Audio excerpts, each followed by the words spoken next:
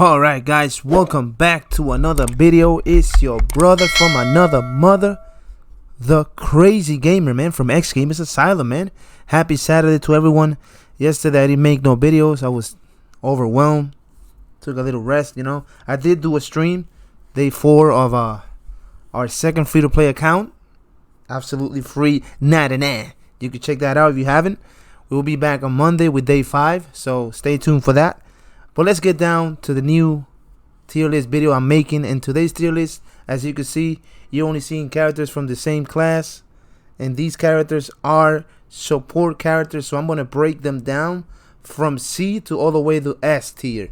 So guys, make sure you comment in the comment section below. Let me know what you think of this tier list. Just remember, do keep in mind, this is my own personal tier list based on what I have used these characters and based off their performance in the battlefield. So stand back, chillax, grab a couple of water, grab a cup of coffee, grab a beer, whatever it is that you're having at this time, and tell everybody that the crazy gamer is back at it again with another video of Invincible guarding the globe. Who you with? So man, let's break it down real quick, and we're gonna start, like I said, from C tier to S tier. We only got currently seven support characters in the game right now, so we should be getting more down the line. So do keep in mind, I'm also gonna do attackers and defenders too. Those other two tier lists, I will do it. I hope this tier list are helping you guys to pick your teams, to pick your healers, you know, I mean your supports based on this tier list. So let's get down to it. So the first inductee to this tier list is none other than Martian Man. Nope, it is not Martian Manhunter. C tier. So let's break Martian Manhunter. His first skill is handed to him. Martian Manhunter enlarges his hands to perform an attack that deals 380 base damage and dispels all beneficial effects. Cooldown 13 seconds. His second skill, phase out, phase in. When Martian Manhunter uses his elastic strikes ability against an enemy, he increases the enemy ability to cool down by 5% for each original Guardian of the Globe member present on his team. So for the original Guardians of the Globe, you know, War Woman, Red Rush, Black Sansom, Immortal, Arquez, him, all those members are going to benefit from this. And let's go to his last skill, stretch to your teammates. When Martian Manhunter HP reaches 5%, he melts to the floor and becomes invincible, forcing enemies to change targets for 3 seconds and heal 10 seconds of his max HP. He screams while emerging from the ground,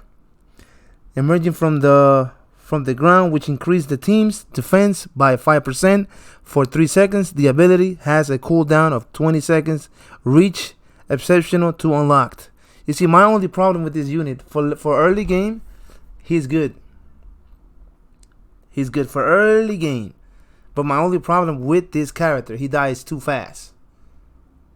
I do have in mind that he is support and he works well with Guardians, you know, of the Globe, the original team. So Martian Man just not gonna do it for me. C tier, dies too fast. Sometimes the skills don't work properly in battle. Sometimes before he gets to that third skill, which is the stretch to your teammate, he's already probably dead, you know. So he's just not gonna do it for me. For the second one, we're gonna go with the B one. So we're gonna go with Isotop. I can't even say his name. So Isotop. I'm gonna just say it like that. The only criminal in this the only current support criminal in the game. And let's break his skills and tell you why he's B. His first skill is back of the line. Isotop teleport an enemy to the back line, dealing 120 base damage while stealing one of their buff. That's pretty cool for early game, especially if you're having a full criminal team. You could work good with other units, but especially for the criminal team, and I will tell you why. His second skill, the Criminal Brotherhood. Isotop increased the team max HP by 3% for each criminal on their team. So if I got Isotop if I have the Mauler twin, you know what I'm saying? If we have, which is the other criminals, Tether Tyron, you know what I'm saying? Those characters are gonna benefit from his second skill, which is absolutely dope. Third skill, I isolate and rejuvenate. Once every 14 seconds.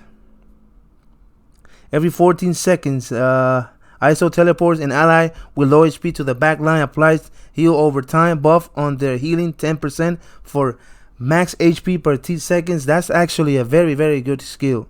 You probably wondering, well, he doesn't even make it to the A tier. I tell you why, guys. These units are not bad. Because just keep in mind, these units are for early game.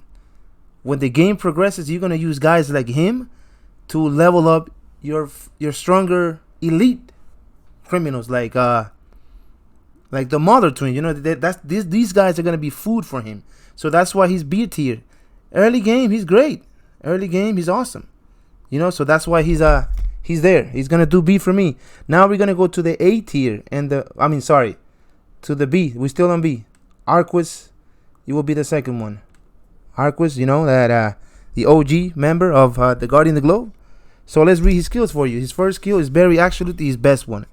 House down. Arquis summons a water stream on each targetable enemy positioning that deals 180% damage and removes one positive status effect from the enemy. Cooldown 17 seconds. That's actually a good skill, and he does good with that skill. I'm not even gonna lie. Atlantean Aid.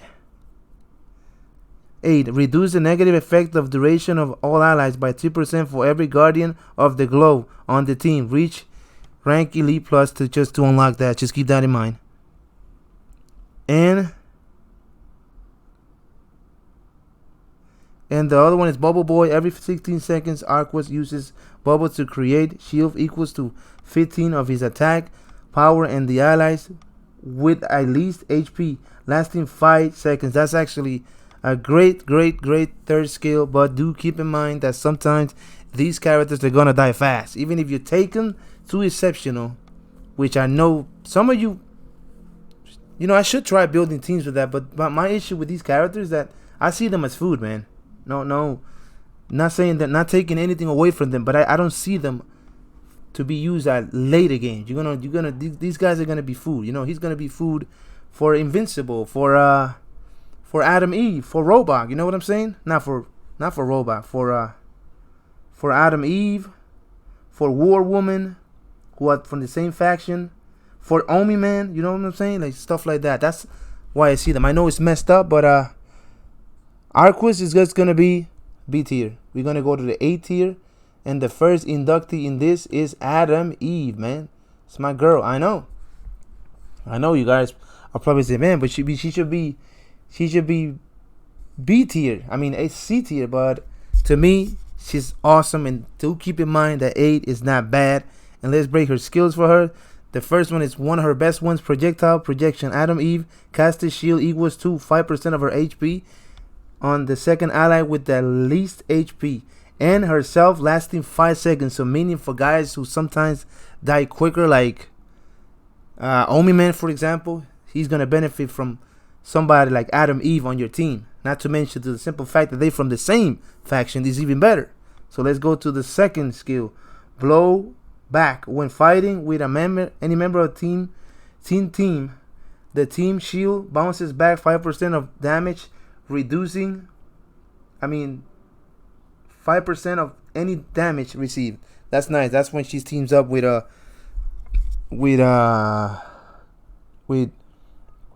Invincible, Duplicate. Yeah, Duplicate. Who else? Shrinking Ray. With characters like that benefit from that skill, which is her second skill. And then her third skill, strength through the shielding. When an ally receives a shield, heals at 5% of Adam Eve max HP and increase the shield value by 5%. The final shield value cannot exceed 20% of Adam Eve max HP. The cooldown is always active. That is another excellent skill, and I still have her on my team till this day. She's awesome. Her last skill is hurt and heal. Adam Eve throws one projectile to the random target. If projectile is hit an enemy, it deals 150 of their base damage.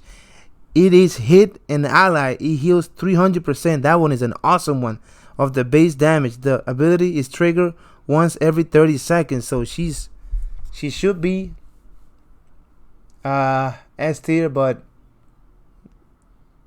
yeah, not X tier for me. For me, at least not for me. I still think she's 8, and 8 is not bad. She's still there for me. So we're gonna go with the second one, with your homie right here, Red Rush. Another great unit. Do keep in mind, guys, this is based on my experience with these characters. Red Rush, another great healer. His first skill, and do keep in mind that 8 is not bad. It's actually good. Wind Tunnel. Red Rush blocks and surrounds his target by running super fast around them, dealing 200 base damage for 2.5 seconds. The target is then silenced for 3 seconds. Cooldown 15 seconds. In that skill, I have fought through it a lot, and man, what an annoying skill that is. His second skill, Speedy Assistance. Red Rush increased his team's critical damage by 10% when fighting against Vertramize. Reach the rank Elite Plus to unlock his second skill. Duh. So Vertramize, that will be Invincible and Omni-Man. So there's not really a lot of Vertramize, but do keep in mind, Invincible and Omni-Man, you're gonna fight those guys through campaign a lot of times. So having a guy like Red Rush in your team is good against Vertramize. Let's go to the third one, Speed Demon. Once every 15 seconds, Red Rush swamps his own position with the further enemy, stunning them for 3 seconds and reducing their physical resistance by 90% for 3 seconds. Although that skill is good, but that skill is also a problem. Why? Because when I summon to the further target, then you have a range unit like Isotop, who's kind of a range unit, shoots from further lines, range units, and sometimes he dies fast too. Sometimes, not every time, sometimes. The last skill is Tornado Time. When an ally is below 25% HP, Red Rush grants the invisibility status for 3 seconds cooldown. That's awesome. So that means those ranged targets are not going to see them, and those melee targets are not even going to see him for 3 seconds. Cooldown 30 seconds. Another great skill. That was his last skill. So there you have it. He's A for me. Another one who's A right here, Green Ghost, currently using her on my second free-to-play account, and she's my 2 support along with Robok, and she's awesome. Do keep in mind, A tier is not bad. Her first skill, Untouchable. Green Ghost flies fast through the battle, passing through the 2 enemies with the most buff, and deals 150 damage with a 20% life leech. Life leech is awesome. She stuns them for 0.5 seconds. While using this ability, she becomes invisible and immune, and then returns to the battlefield. That's an awesome skill. You got Friends in Need. Green Ghost increases the match HP by 1 for each member of the original Guardians of the Globe. You already know the drill with those. We're going to go to her third skill, Hide and Heal. Green Ghost teleports next to an ally with HP below 30% and makes them invisible for 3 seconds. In addition, she applies 5 seconds of her own max HP and healing over time for 3 seconds. The ability has cooldown of 15 seconds. Another great skill. And the last one, Can't See Me. Alright, John Cena. When Green Ghost HP is below 20%, she becomes invincible for 3 seconds, boosting her abilities charge by 25%. The ability has a cooldown of 20 seconds. Well, although all these skills are great and she's a great supporter, my problem with her and my personal experience with her is that she dies before you can even pull some of these skills. You know what I'm saying? Not always, but I would say 30% of the time she will die, which is still a low rate, but she dies. You know what I'm saying? She dies. She dies fast too. So I understand she's in a support character, but I only could wish that But like I said, imagine having her running her with Adam Eve. She could benefit from Adam Eve protected shield. You know what I'm saying? For the protection. That means that if my green ghost is dying, Adam Eve could use her protection, and she could also benefit from that, healing herself, and maybe she'll get to do some of her skills. That's it's a good choice. You know, have two support. It's always good, man. You can never go wrong with that.